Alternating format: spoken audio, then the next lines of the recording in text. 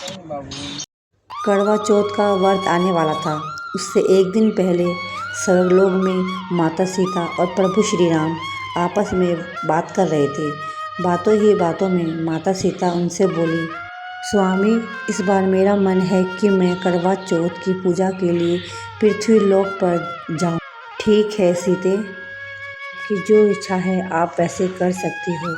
मैंने कभी तुम्हें किसी चीज़ के लिए रोका है, पर तुम अकेली नहीं जाओगी।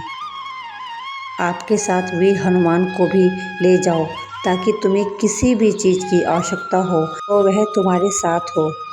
क्योंकि मैं जानता हूँ करवा चौथ के व्रत के दिन तुम भूखी प्यासी इस व्रत को करोगी, और वैसे भी तुम साधारण मनुष्य के रूप में पृथ्वी लोक पर रहोगी, इसलिए तुम्हें किसी भी क्षण कोई भी आवश्यकता पड़ सकती है तो वीर हनुमान तुम्हारे साथ जाएंगे।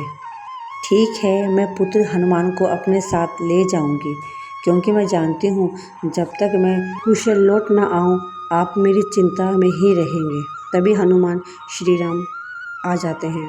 जय श्री राम। प्रभु, आपने मुझे याद किया?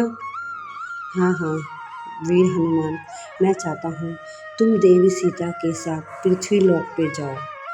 पृथ्वी लोक में सब मंगल तो है ना? सब कुछ ठीक तो है ना? हाँ पुत्र, सब कुछ ठीक है। मैं भगवान श्री राम के लिए करवा चौथ का व्रत लेना चाहती हूँ, जिसके लिए मुझे पृथ्वी लोक में जाना पड़ेगा। तो चलोगे मेरे साथ?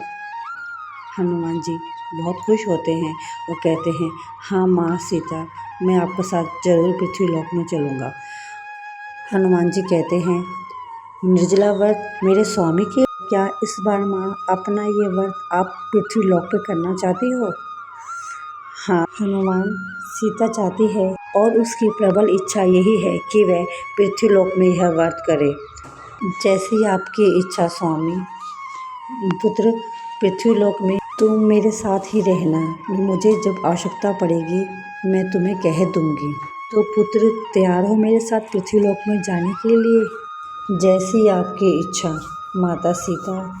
स्वामी, मैं तो बना ही हूँ भगवान श्री राम और सीता की भक्ति के लिए। और कुछ क्षण बाद माता सीता और हनुमान जी अपना रूप बदल कर पृथ्वी लोक में चले जाते हैं।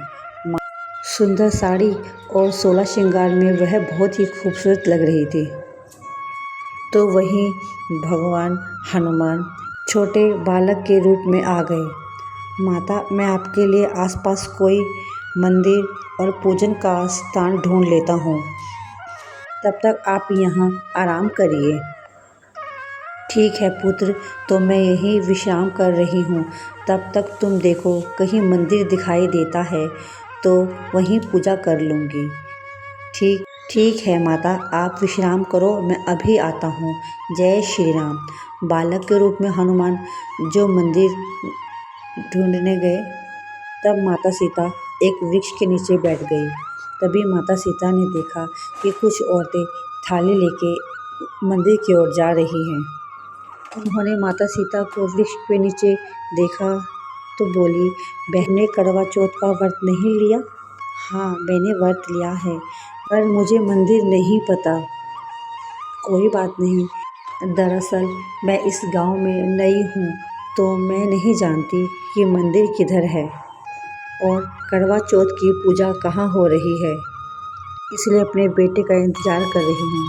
अच्छा, तो तुम नहीं हो तो कोई बात नहीं, आप हमारे साथ चलिए।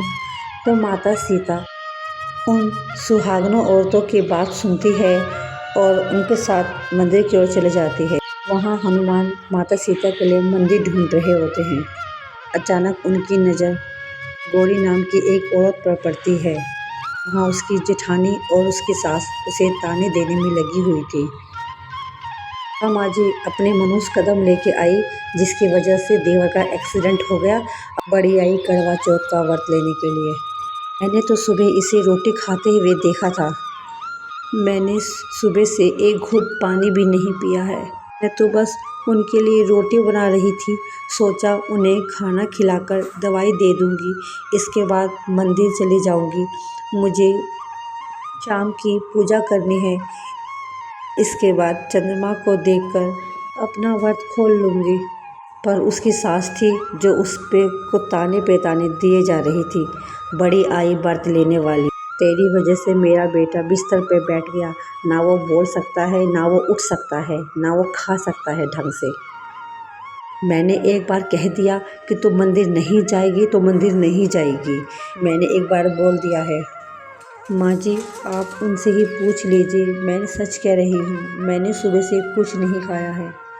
उससे क्या पूछूं, वह तो न कुछ बोल सकता है। बस मैंने एक बार कह दिया कि मंदिर नहीं जाएगी तो नहीं जाएगी। जब से तू मेरे लड़के की ज़िंदगी में आई है, तूने उसकी ज़िंदगी ख़राब कर दी है, उसे अपाहिज बना के रख दिया है। अब ये सब नाटक मत कर करवा चौथ के व्रत का। ऐसा मत कहो माँ, करवा चौथ की पूजा करना बहुत ज़रूरी है, इसके बिना मेरा व्रत कैसे पूरा होगा। सारा नज़ारा हनुमान जी देख रहे थे। उन्हें गौरी पर बहुत दया आई। हनुमान जी से रहा नहीं गया और उन्होंने मन ही मन सोचा कि वह गौरी की मदद ज़रूर करेंगे और गौरी को इस विपदा से बाहर निकालेंगे। तो उन्होंने उनकी सास के मन को शांत कर दिया और उनकी सास अच्छे स्वभाव में बोली, बेटा जाओ, तुम मंदिर जाओ, तुमने करवा चौथ का व्रत लिया है ना, अपना व्रत जाके पूरा करो। मैं तुम्हारे पति के पास बैठी हूँ। ये माँ जी को क्या हुआ? ठीक है माँ, मैं अभी मंदिर जाती हूँ और पूजा करती हूँ। वहाँ पे गौरी ने जब उस बालक को देखा तो कहा, बालक तुम कौन हो, इतने छोटे से प्यारे से जो इतना बड़ा काम कर दिया। क्यों दीदी, कैसा लगा मेरा कमाल? उसके बाद दोनों के दोनों मंदिर की ओर चले जाते हैं। वहाँ करवा चौथ की कथा सुनाई जा रही थी। तभी गौरी और हनुमान जी वहाँ पहुँच जाते हैं। हनुमान को देख के माता सीता उनके पास आती है। अरे पुत्र, कहाँ रह गए थे? मैंने स्त्रियों के साथ मंदिर आ गई। माता सीता, यहाँ मंदिर तक पहुँचने में मुझे इन्होंने बहुत मदद की है। मेरा नाम गौरी है। आपके पुत्र ने आज मेरी बहुत सहायता की। कैसे की, यह बात अभी तक नहीं जान पाई हूँ मैं। वह बात कर रही होती है, तभी सभी स्त्रियाँ उन्हें पूजा करने के लिए बुला लेती है। माता सीता उन्हें कहती है, पूजा के बाद उन्हें सब प्रश्नों का उत्तर मिलेगा। पूजा के बाद गौरी फिर से माता सीता से पूछती है, गौरी तुम्हें सारे प्रश्नों का उत्तर मिल जाएगा, क्या आप मेरे घर चलेंगे? वहाँ कुछ भोजन कर लेना, चंद्रमा बस निकलने ही वाला है। मैं तो चलिए, आप मेरे घर चलिए। नहीं नहीं, मैं भी अपना व्रत अपने स्वामी को देखकर ही खोलूँगी। पर जाने से पहले तुम्हारे प्रश्नों का उत्तर देना चाहती हूँ। तुम जानना चाहती हो ना, छोटे से बालक ने तुम्हारी सासू में ऐसा क्या किया कि उन्होंने आपसे पहली बार इतने प्रेम से बात की? तो इसका कारण यह है कि यह वीर हनुमान संकट मोचन है। हनुमान से किसी को का दुख देखा नहीं जाता। पुत्र हनुमान सदैव ही सबकी रक्षा करते हैं और दूसरों की मुसीबत में हमेशा सहायक रहे हैं। त्रेता युग में प्रभु श्री राम और माता लक्ष्मण, त्रेता युग में भगवान श्री राम और भाई लक्ष्मण तथा खुद मेरी सहायता करने के लिए वीर हनुमान ही आए थे। उनके बिना तो मेरा अपने पति प्रभु श्री राम से मिलन होना असंभव था। आज मेरा करवा चौथ का व्रत है। मैंने प्रभु श्री राम के लिए करवा चौथ का व्रत रखा है। मेरा बहुत ही मन था कि मैं इस बार पृथ्वीलोक पर जाऊं और तुम सबके साथ मिलकर इस व्रत की पूजा करो, इसलिए मैं पुत्र हनुमान के साथ पृथ्वीलोक पर आई हूँ। इतना कहते ही माता सीता और हनुमान जी अपने साक्षात रूप में आ जाते हैं। मैं अपने सामने देखकर गौरी की प्रसन्नता का ठिकाना नहीं था। उसकी आंखों में खुशी के आंसू थे। वो माता सीता और हनुमान को प्रणाम करती है। आप दोनों के दर्शन करके मैं आज बहुत धन्य हो गई। मेरा जीवन सफल हो गया। जय माता सीता, जय वीर हनुमान। गौरी को आशीर्वाद देकर माता सीता और हनुमान वहाँ से चले जाते हैं और जब गौरी अपने घर आती है, वह देखती है उसके पति अपने पैरों पे खड़े हैं और ठीक हो गए। वहाँ माता सीता स्वर्गलोक में आके भगवान श्री राम के हाथों से जल पीकर अपना व्रत पूरा करती हैं।